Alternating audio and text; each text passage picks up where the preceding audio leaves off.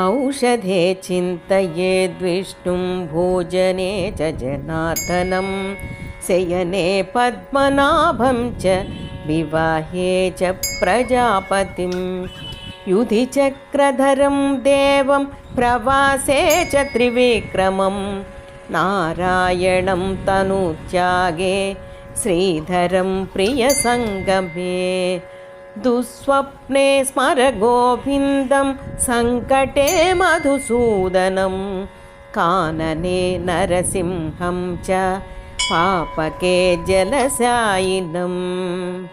जलमध्ये वराहं च पर्वते रघुनन्दनं गमने वामनं चैव सर्वकालेषु माधवम् षोडशैतानि नामानि प्रातरुत्थाय यः पठेत् सर्वपापविनिर्मुक्तो विष्णुलोके महीयते।